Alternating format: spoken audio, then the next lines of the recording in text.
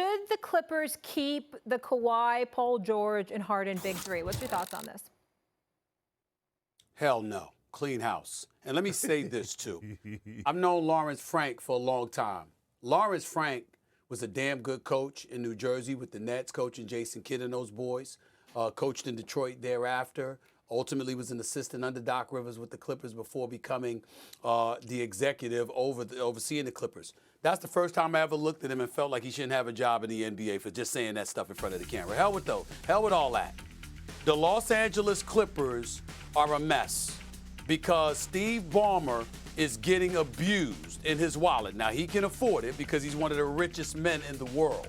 But the fact of the matter is that I don't know how they've been hoodwinked into continuously investing in Kawhi Leonard, who's always healthy enough just to get his money.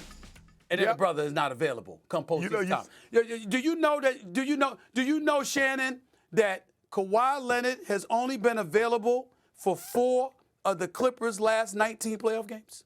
4. That's it. Okay? And that's who you are going into this new arena. Is the new arena, Molly, Shannon, correct me if I'm wrong, isn't it called the Intuit Dome or something like that? Yeah. The Intuit. Yeah. Well, damn it, you ain't going to be into it but so much with Kawhi Leonard, okay? Because he ain't going to be there. I mean, it's just the truth, all right? Just that's the truth. They need to come up with a new name if this is the star, because damn it, he ain't never healthy. Now, we know he injured. It's legit. But he's never available when it counts, okay? And so now you're Paul George. If I'm Paul George, yo, bro, let me break this down to him, Shannon. You should leave. Now, I know the California sunshine hard to give up, so I'm not advertising that. But I'll throw this at you. I just looked up the state income tax rate in the state of Pennsylvania, Shannon. It's 3.07%.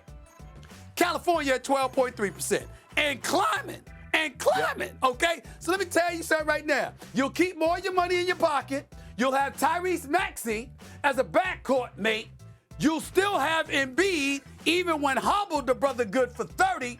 I would consider that. And in terms of James Harden, I get it. He's a future Hall of Famer, one of the most prolific scorers we've ever seen in NBA history.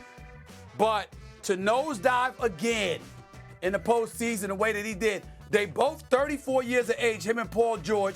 This is not the way for the franchise to go. I'm sorry. I know you're moving into a new arena, but damn it, you get stars and you're going home in the first round any damn way. I'm sorry. I mean, if it were me, I can't do it. I just can't do it. I can't, Shake. Well, unfortunately, they don't have a choice because they don't have the Laker backing that they can have marginal guys and still sell out the Crip, even though they're going into their new building. This is why you signed Kawhi. This is why you're almost handcuffed into signing James Harden and Paul George. Now, Paul George will have options. Hey, Orlando, can you imagine him and Banchero in the backcourt together? Or the front court together, whichever one they want to play? Can you imagine those two together? Or as you mentioned, Tyrese Maxey, Paul George, and Joel Embiid.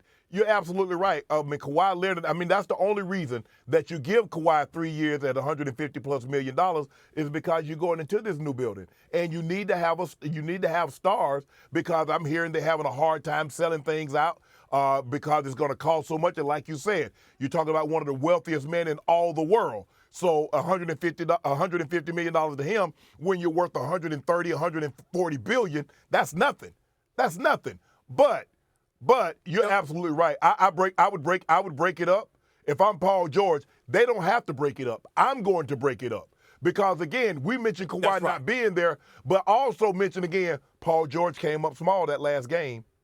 James Harden came up small again. He did. The same questions that we ask every year come playoff time. Is this the year James Harden figures it out come playoff time? Is this the year Paul George? They'll have a good game or two in there, but when we absolutely have to have it, they disappear. But Paul George, the difference between Paul George and James Harden is that Paul George is up and down.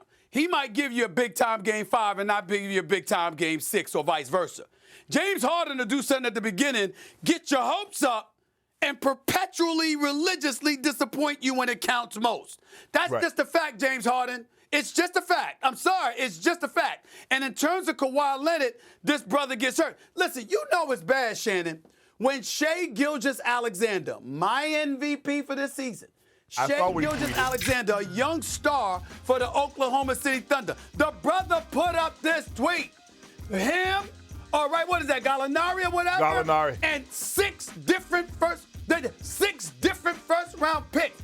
The opposition who's in the playoffs, literally, I mean, you got a young thoroughbred calling you out and saying, y'all gave me up along with all of that for what you got.